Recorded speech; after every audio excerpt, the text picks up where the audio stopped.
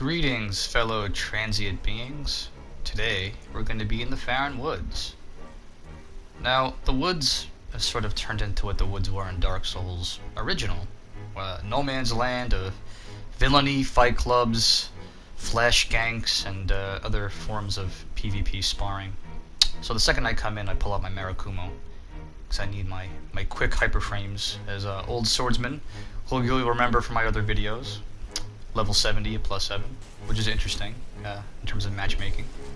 Now this Gold Phantom up here, I believe, is a random summon, because his PvP setup is a little bit more organized for this part of the game, and the way he's playing without his host backing him up leads me to believe this was intended to be just a general sparring situation, so perhaps he's frustrated.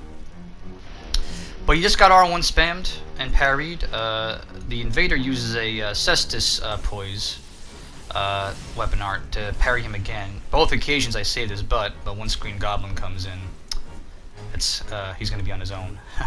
Spoiler alert, no blue phantoms die in this video. This is going to be a commentary on being good. Now, when I say being good, I don't mean being a good player. I mean being a good blue sentinel or a good dark knight. And it's an important distinction. Okay, if you're getting summoned to the Farron Woods nowadays, you're here for one reason. You're gonna refill the team's Estus for the invading party. Be it territorials, reds, purples, whatever. Summon reds, summon purples, whatever. You're there for the refill to keep the game going longer. Okay, that's just know your role. Okay, so being good simply means not letting that happen to you. Now I'm not playing right now. This character on screen is actually being helmed by Joellington MD, who has made a Queen Elsa roleplay. Joellington MD is a 30-year-old Puerto Rican man who owns his own home, but he can sing "Let It Go" like an angel. But in Dark Souls, he's a badass. I want you to see the bleed out that happened there, and I want you to watch as it happens again in a few more moments. He's already tagged this invader who's rocking Yorm's machete with a poison clock. And if you haven't guessed already, this is a luck sorcerer he's made. And this is level 120 at meta, and he's still getting pulled into the woods. Okay, so that goes back to what I was saying about the woods, just it's become that area. Okay, Gang City also, yeah, same, but the woods, I think it's because it's a wider area. And there's just something about this area, I think, that's becoming more and more popular.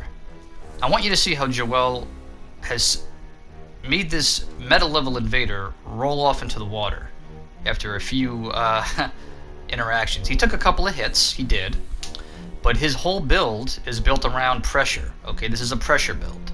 It's a luck sorcerer. He's rocking the Mangrub staff there for, what is it, Crystal Hail?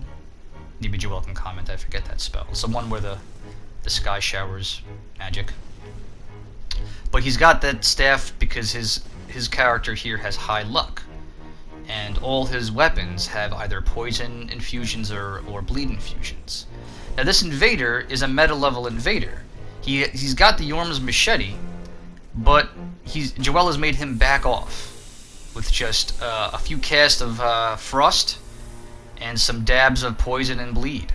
Okay, now Joel's been using a lot of gestures, you've noticed, but he's not antagonistic about it. He's using platitudes and polite gestures, I think, to maybe subconsciously enrage this guy, and it's working very well. He's just going to keep trying to swing that machete.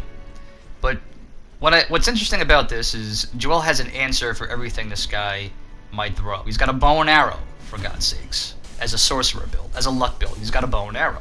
Which goes back to what I always say, have a bow. Now again, he's getting hit. He's squishy, he's a sorcerer.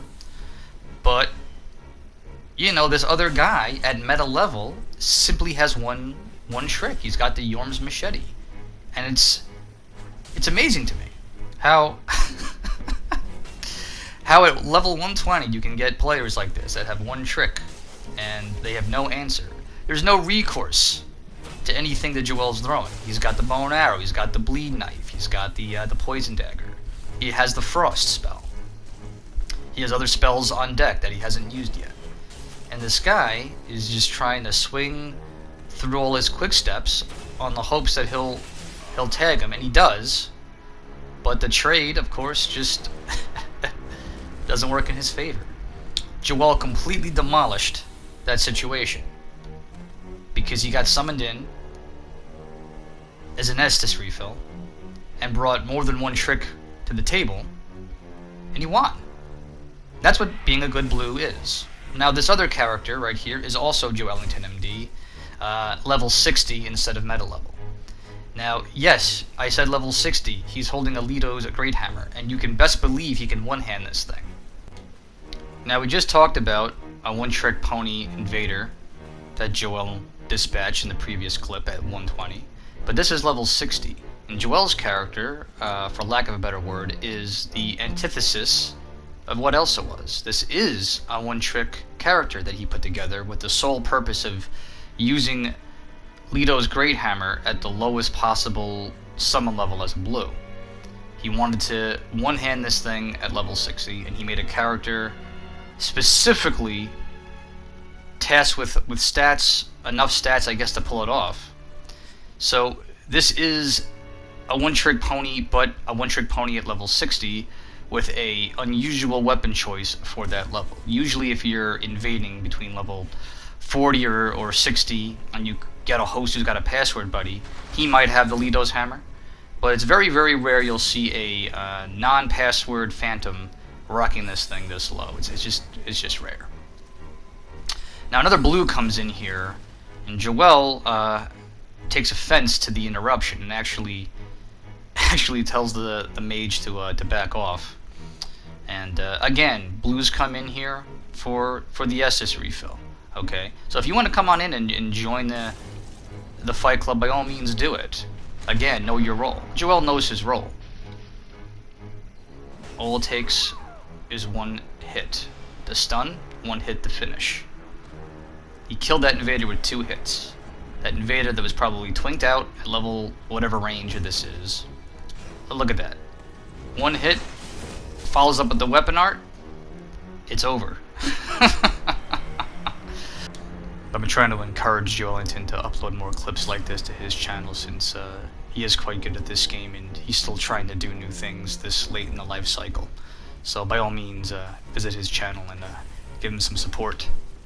Anyway, Old Swordsman is back at it. Last time we left, I was fighting Green Goblin. Got the Mirakumo. My great curved sword is better than their small curved sword. And then I'm back at it with the original Red Phantom. Now, I want you to see this sick poise backstab this invader employs upon me. And you might have killed me if not for that tree block with the collision with the spear. So I know he's not going to go for a parry like he did with that Gold Phantom. I know I've got to be wary of overextending because I'll open myself up for another backstab.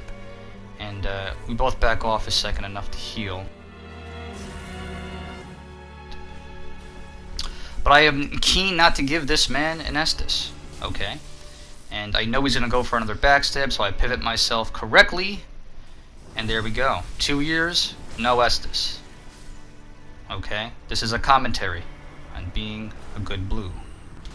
So accept your role and let those expectations work in your favor.